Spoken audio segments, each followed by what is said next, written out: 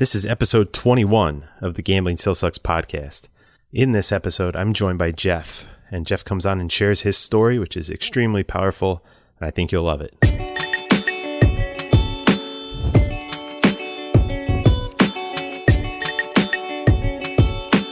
Hey there, and welcome to the Gambling Still Sucks podcast. My name is Jamie. I am a compulsive gambler, and I'm also the host of this show. The last time I gambled was July 15th of 2010.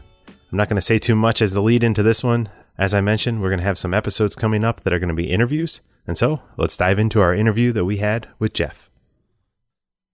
All right. Well, today I am excited to announce I've been saying for a while that I'm going to have more guests on, and that's always been my goal. And today I'm excited. I am joined by a fellow gambler, Jeff. Jeff, welcome to the show. Hey, Jamie. Thanks for having me. It's great to be here. Great to have you. And for those of you that have listened to Brian's podcast over the years, you probably noticed this is a familiar voice. It's one, as I was talking to Jeff in sort of the pre-roll for the show, was saying, hey, we've never met, but I feel like I've known you. So for those of you that have listened to that episode, stay tuned. We're going to have a lot of new stuff in this one, but definitely go over and check out Brian's. So I guess, first of all, the one thing I always like to have people do, just kind of give people a little bit of intro into your background, kind of who you are, your history with gambling. You can kind of take it any direction you want, but just kind of give us a little bit of a feel for who Jeff is. Sure. Be happy to, Jamie. So, first of all, I am 62 years old. I am a father and a grandfather, and I've had a gambling career that spanned probably around 40 years. And during my time gambling, I was also a practicing attorney in Delaware. I was in private practice in a small firm. And as I did that, I gambled. And my gambling became harmful, I would say, the last 10 years of my practice, which ended in 2015, and just gambled with more frequency, with greater amounts of money. I was a casino gambler, and managed to really cause a lot of destruction in my professional life and in my personal life. And in August of 2015, I know, Jamie, you always say your date of last bet, and we've always done that in GA, but recently we've tried to transition into saying the date you began your recovery. So I'm going to follow that rule and say I began my recovery on August 3rd, 2015. And my first GA meeting that I attended was a momentous day for a couple of reasons. One, of course, it was my first GA meeting, but two, it was the day that I was discharged after spending a week at a psychiatric hospital.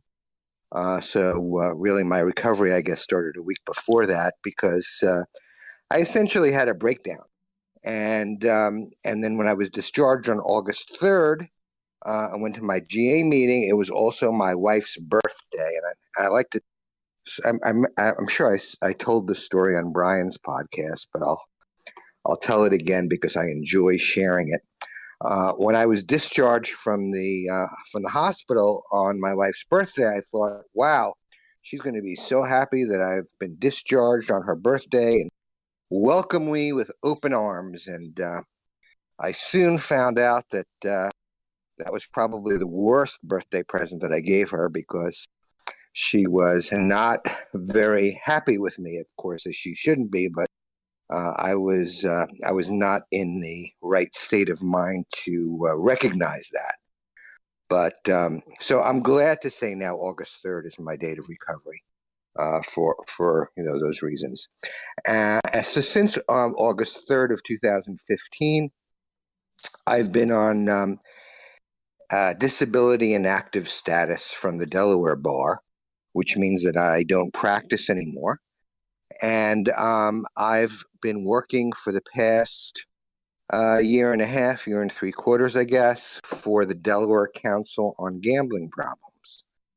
And Delaware, as many states, have councils that are nonprofit agencies whose mission it is to reach out to those who are suffering from gambling addiction, themselves or family members, and to provide assistance, whether it's prevention or treatment, um, counseling, education, etc. And I really enjoy that. So I guess this is a good also time for me to say that my opinions that I give on this podcast are my own. I'm not representing the Delaware Council or anybody else. So what I do at the Delaware Council is basically try to use my experience in the criminal justice system and the justice system in Delaware to raise awareness among judges, prosecutors, and attorneys about gambling addiction, and try to to cause the justice system to recognize the addiction as they do with substance addiction, and focus on treatment as opposed to incarceration when somebody finds themselves as a criminal offender as a result of their gambling addiction. And probably a lot of listeners know that money is the cocaine of a gambling addict, and therefore there are a number of people that suffer from the addiction that are otherwise law-abiding citizens that find themselves committing economic criminal offenses to get money with which to gamble. And it's those people that we're trying to provide treatment for, a number of reasons, obviously to help them personally, and also we find that it prevents them from having to return in the justice system if they get treatment as opposed to just punishment. And it's more cost effective and just better all around. So that's really what my role is with the Gambling Council. I think that's incredible, and I think especially you have such a unique skill set and kind of background to bring to it. But I guess I'm curious, when you bring up kind of the fact that gambling is very similar to alcohol or to drugs, what kind of reaction do you get? What's the initial feedback? Yeah, that's a great question. It really runs the gamut. People that are more in tune to addiction and mental health disorders have an understanding that gambling addiction is a legitimate mental health disorder, and just as legitimate as someone who is addicted to drugs or alcohol. And if they really have a lot of knowledge, they know that under the DSM-5, which is the Diagnostic and Statistical Manual of Mental Health Disorders, which is like the Bible that mental health professionals use, insurance companies, and the government to diagnose and basically identify all sorts of mental health disorders. In the most recent edition, the DSM-5, which was, I believe, published in 2013, the term pathological gambling was replaced by gambling disorder, and it was characterized in the same section that substance use disorders are characterized and alcohol use disorder.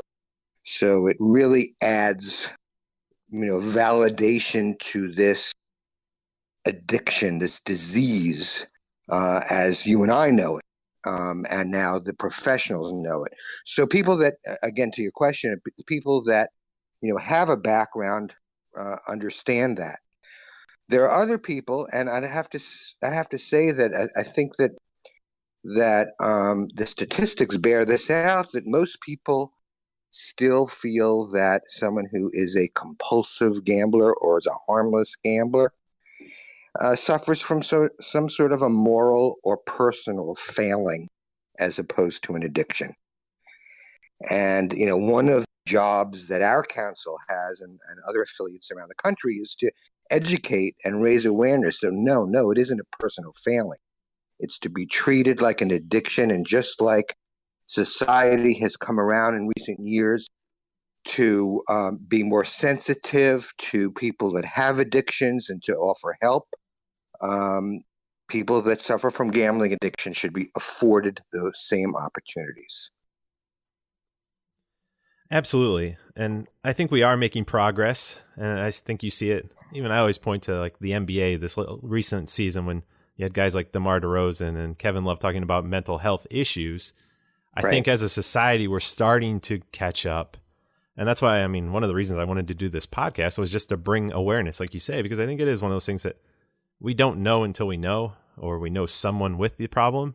And then it creates kind of a little more understanding.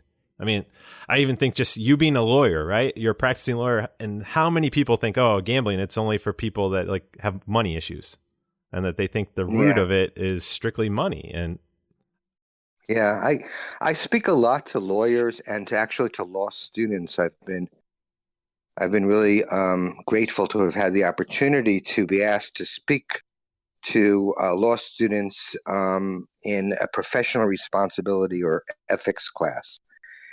And I talk about lawyers and gambling addiction, and I say that lawyers, and this is probably more anecdotal than backed by statistics, but as I formulated, what I talk about, I say that we have the factors that are so favorable to developing gambling addiction. It's stress, it's ego, it's opportunity to gamble, and it's accessibility to money. And I think that most lawyers fit in those categories. And again, the idea is to make people aware that this is something that can be extremely harmful. And, people sometimes are surprised to learn that gambling addiction has the highest rate of suicide than any other addiction because of the devastation that it causes. Yes, and that's a huge one, and I can appreciate that because I've dealt with some of those suicidal thoughts along the way, and it's one of those things that it scares you, and it's sad to think that this disease pushes you to that point. But obviously, the other side, hopefully, providing some hope for people that are in that same thought process that hey, there is better life ahead. No, absolutely. And, and when I share my story, it obviously, I talk about the devastation that it caused, but I also am a prime example that treatment does work. And that if you are committed to your recovery, just like you were committed to gamble, then you are going to be able to live a very rewarding life and get back your integrity and your self-esteem, etc. And I've reinvented myself. I really enjoy what I'm doing now, and I hope that people that listen that may be suffering or may have issues can understand that all it takes is commitment to recovery. And I think you do so much good work in getting that message out, as well as Brian, and that's what we have to have more of. Yep, the more stories we have, the better, and right. I think that's absolutely true. One other thing I wanted to touch on, I think it ties in also, you're talking about when you speak to the lawyers or the kind of the graduates, and you kind of educate them about how they have all those factors. I think the other thing that those factors afford you is just kind of like a longer leeway, like an ability to hide it longer, right? The isolation. Did that play a role? I mean, did your family know? Did your kids know? I mean, did your friends know? It's crazy. I mean, my wife, I told her back in 2007 about my problem with gambling, just because I had to as a result of certain financial issues that came up. But of course, I swore that I would stop, which I never did. Never went to a GA meeting, never saw treatment, and I continued to gamble and worsened. But she trusted me that I did stop. And it was so easy for me to hide the addiction because, in my practice, first of all, it's not like I clock in at 9 o'clock in the morning and clock out at 5. Many times I've told my secretary or other lawyers, in the firms that I was going to meet a client or had a court appearance or a deposition, I'd be going to the casino. And working late at night was not something that is, unusual for an attorney. It was unusual for me because I wasn't working. I was at the casino. So my wife thought that I was the hardest working attorney in the state of Delaware. The lies continued and the manipulation and so on. In fact, one of the things I talk about is that as lawyers, we are trained to advocate a position for a client that we may not in our heart of hearts believe is the correct position, but that's not our role. Our role is to advocate for a client. And it sort of clouds this whole issue of, really pouring your heart into something that you believe in and that you think is truthful. And by doing that, I think that we get this talent to manipulate facts in order to support a gambling addiction. And I was able to do that. I could convince anyone that I was just an absolutely, great father and worker and friend and didn't have any flaws. And I was very far from that. So yeah, it was, it was not difficult to hide. And and I enjoyed my isolation. In fact, I went from being a social gambler. I know you played poker. I played blackjack. And when I gambled, I really enjoyed the social component to playing blackjack, especially with friends and having a couple of beers. And in my last, I would say 5 or 6 years of really destructive gambling, all I wanted to do and all I did do was play high stakes slot machines. And I always looked at, people that played slot machines that are nuts. I mean, you can't win on slot machines. And there's no skill involved and so on and so forth. But I found that playing blackjack or any table game was just too slow. I needed the immediate response. And I got that from a slot machine. And I also didn't want to have any kind of interaction with others. It was just the machine and me. And I was a perfect example of what's called an escape gambler. I gambled to escape stresses, many of which, almost all of which was caused by my gambling.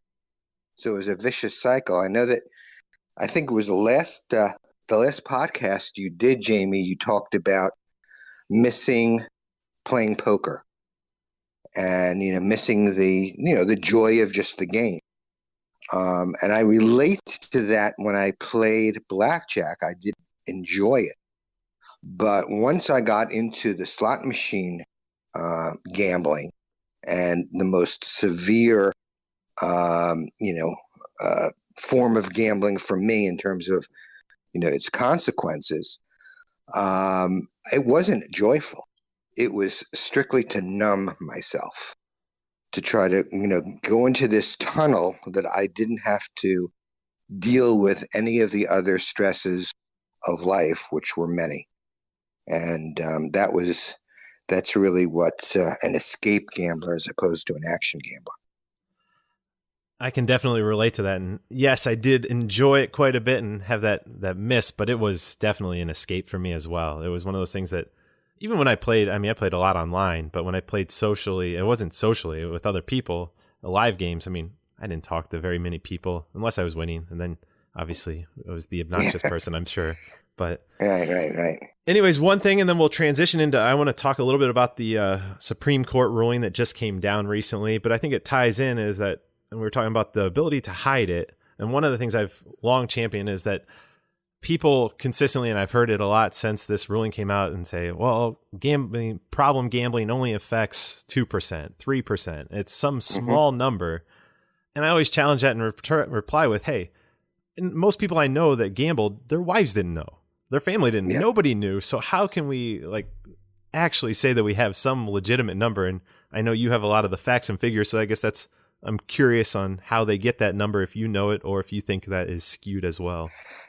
Yeah, I hear anywhere between 2 and 5%.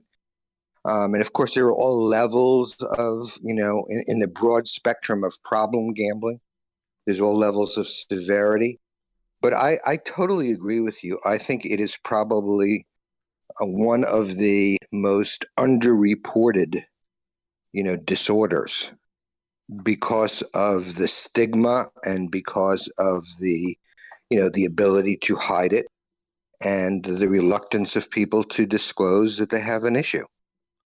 And as you probably know, people, when they start their recovery, they haven't, they didn't wake up one morning and say, "Hey, I think I'm gonna recover and start going to GA and start a new life."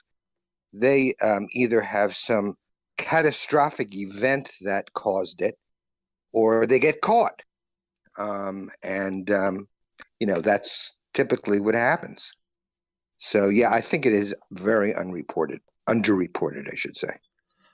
Well, I'm glad to hear that someone else agrees. I'm not the only one that thinks that that's the case. But I guess let's transition in. For those of you that are in the United States or not in the United States, we'll kind of give you a brief overview. But in the last week, the Supreme Court has ruled on a case that states that Nevada is not going to be the only state that allows sports betting. I believe that, and Jeff, obviously you are more, this is more in your area, but I believe that the ruling was that it is unconstitutional, that only one state can have that, and they are basically leaving it up to the states. They're not saying it's illegal, but they're saying that it's illegal to have a law that forbids other states. Am I correct in that? Yeah, you're absolutely correct. Yeah, in I think it was 1992, there was a federal law that's called the Professional and Amateur Sports. Oh boy, PASPA is the acronym, and I can't remember what it stands for. But in any event, it prohibited gambling on professional and amateur sports federally, meaning every state had to follow that statute, except for states that had some form of gambling, sports gambling, at the time that this statute was enacted. And of course, Nevada being one. And there were, I believe, 3 other ones, actually, including Delaware.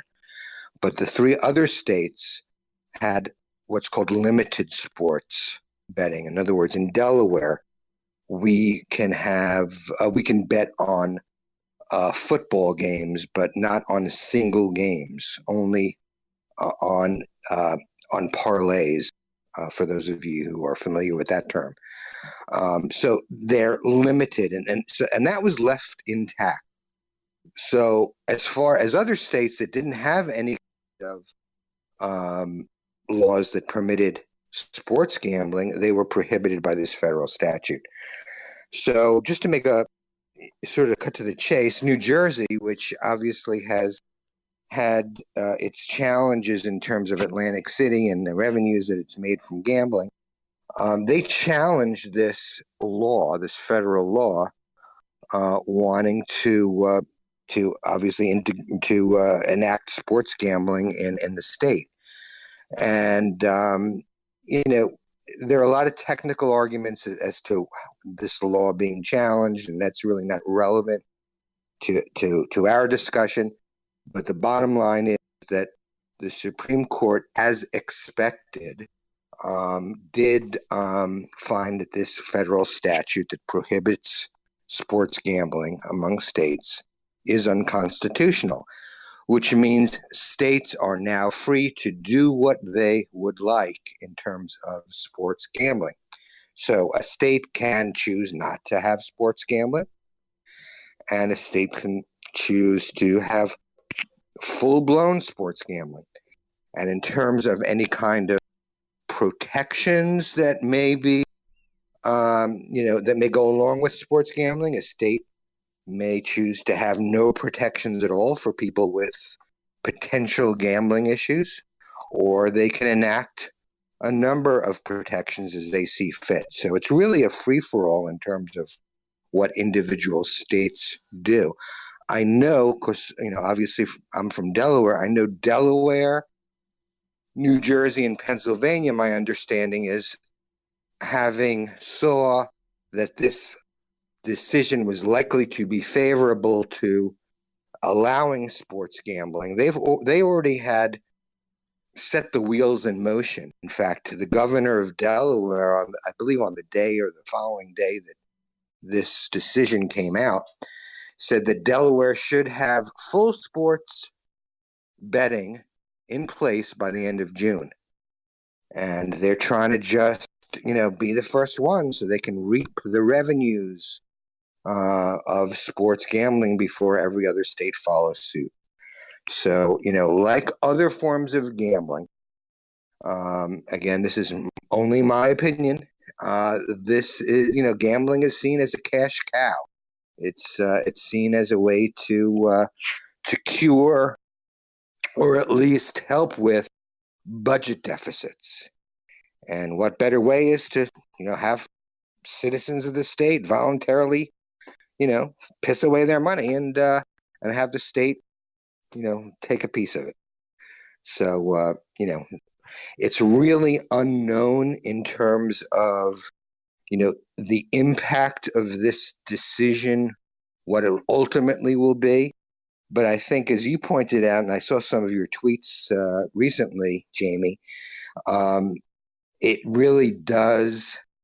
Logic would dictate that the more opportunities to gamble, the more people are going to gamble, and the more people that gamble, the more people with gambling problems are going to, are going to exist. So I don't think it takes, a whole lot of research or surveys or data collecting to conclude that we are going to see more people suffering from gambling problems as a result of these new opportunities that will, occur with sports betting. And I'm concerned also because I think that it opens the door for people that may have never gambled at all, have no interest in it, but they're sports fans and they never went to place bets by bookies or by, offshore sites because it wasn't that important to them. But as it becomes so easily accessible and as the advertising starts to roll in, I think these people are going to, to at least try to see what sports betting is all about.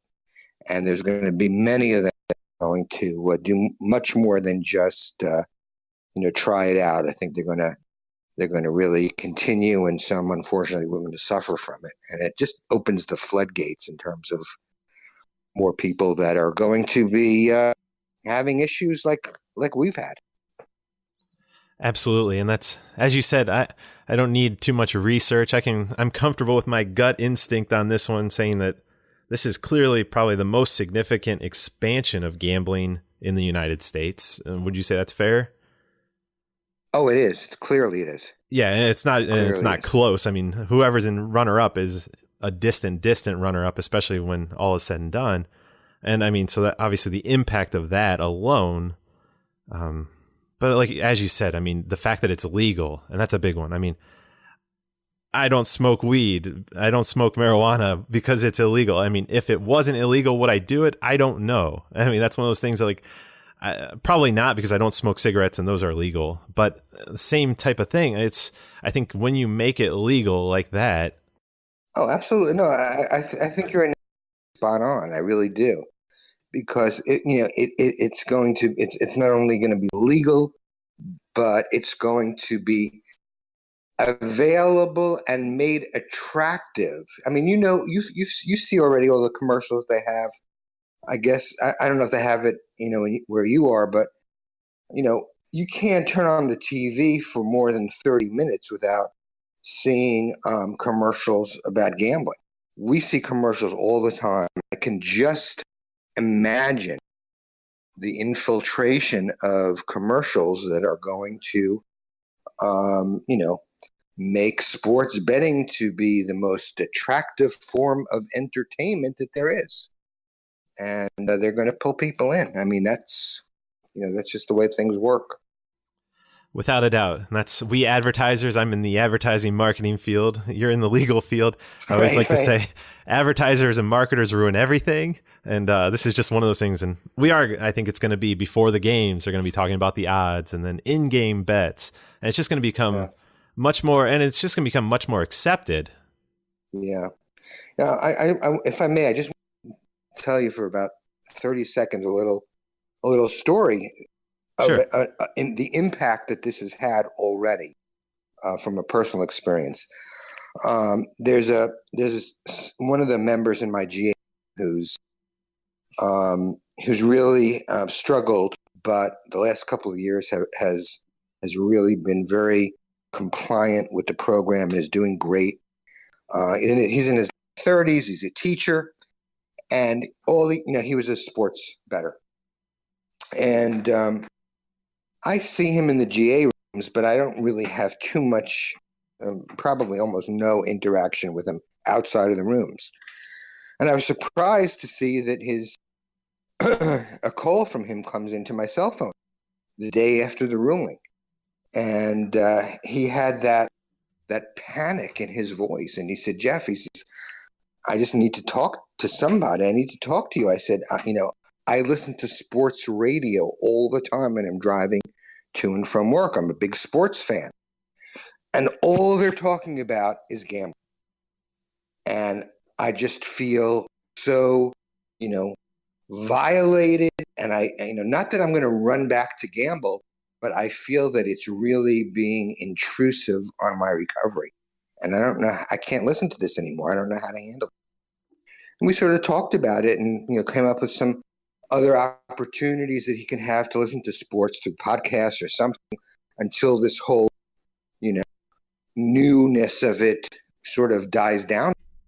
But even, talking about this decision and what it's going to do, I don't know how many people realize that it has an impact on some people that are in recovery and that have been doing great. And now they have to be faced with this situation that I'm sure it's going to drive them back to gambling and sports betting, which is really tragic.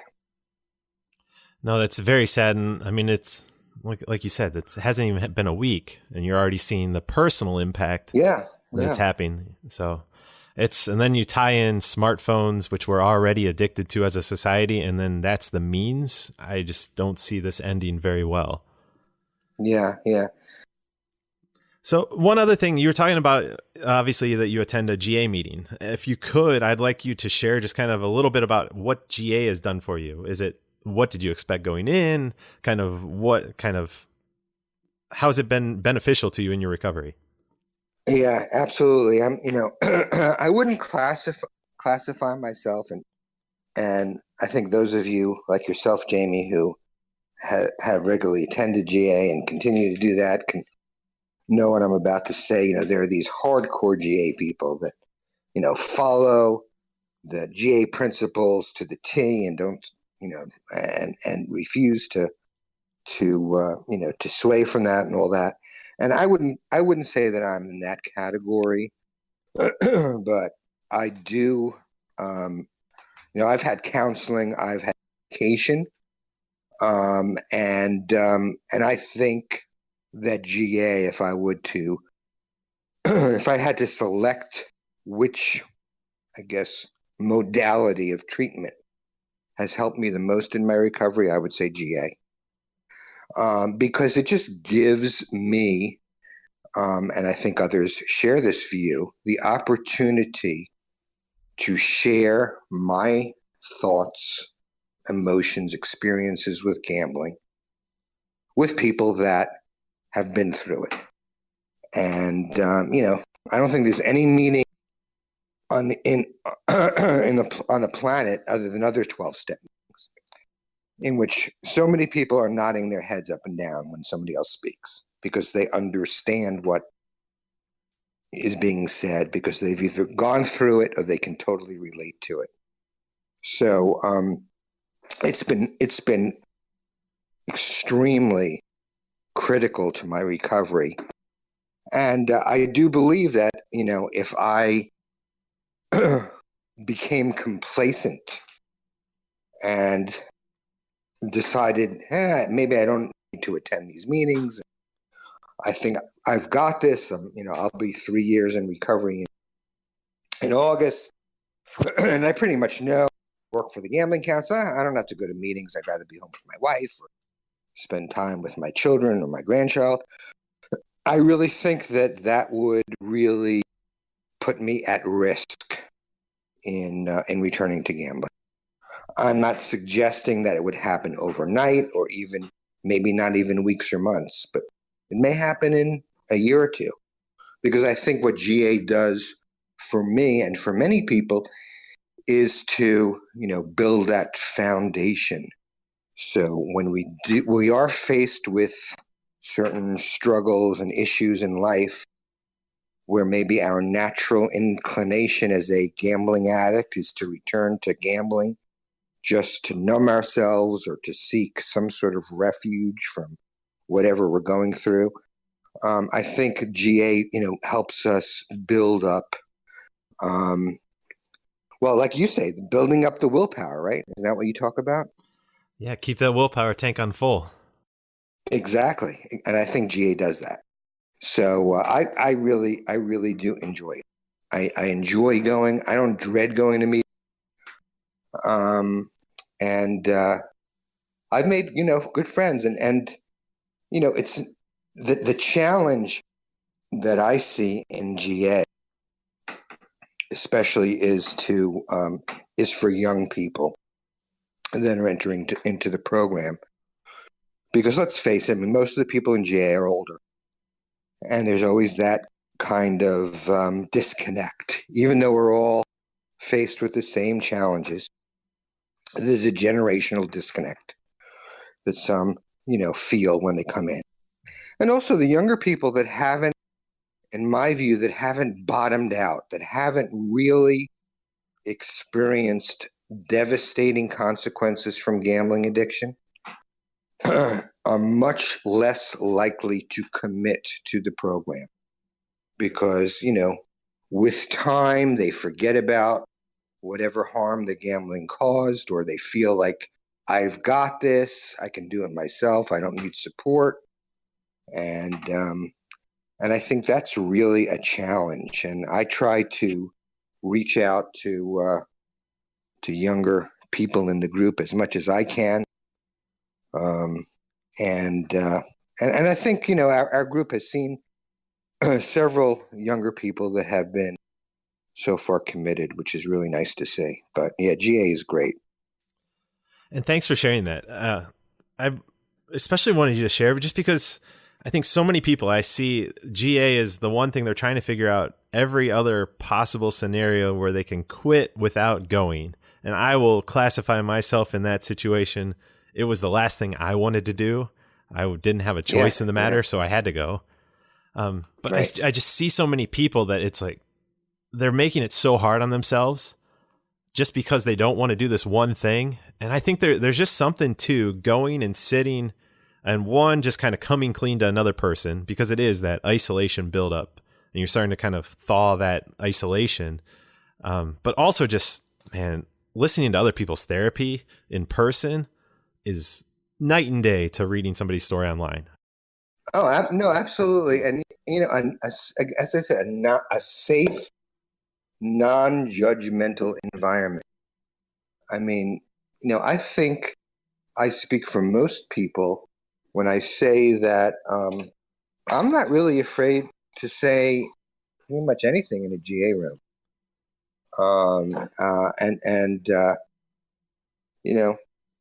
Some things that I'll say in a GA room, that I won't necessarily, talk about with my wife. if it came up, fine. But a GA room sort of, I don't know, it sort of entices you to really open up and share about things that bother you. Definitely. I can 100% relate to everything that you've said. Well, Jeff, actually, I think I definitely want to have you back on. And I know you do a lot of work with veterans. And actually, we were going to talk about that today, but I want to devote a whole episode to that because I don't want to cut that short. I think that's something that, and I know we've had several people reach out to me that are either in the military or that's been of personal interest. And so I definitely want to make sure we devote enough time to that. So maybe you and I can do another recording here in the next week, and we can do that with either the next episode or one of the ones following. Because I definitely want to kind of dig into your expertise there and kind of learn more about the work you're doing on that front. Absolutely. Yeah, I'd be happy to. Yeah, I'm looking forward to it. So, Jeff, thanks again for coming on. It's been great to get to know you, and I know your stories resonated with so many other people on Brian's podcast, and I'm sure this will be another popular issue. I'm excited to have you back on, and I'm looking forward to meeting you at the National Problem Gambling Conference in Cleveland. So I think we're going to have a little get together there. So that will be something I'm definitely looking forward to. Absolutely, Jamie. I as well. I hope you enjoyed that interview with Jeff. And as he mentioned in the podcast, I just want to remind you, gambling is a treatable disorder. This doesn't need to be a life sentence. So I hope you can seek out the help you need. And remember that all the information here is just for informational purposes. Seek out the help of a professional. Go see a doctor, a lawyer, attorney, whoever you need to see to get the legal and professional help that you need so that you can begin the path to recovery. Music for the episode is Something Elated by Broke for Free.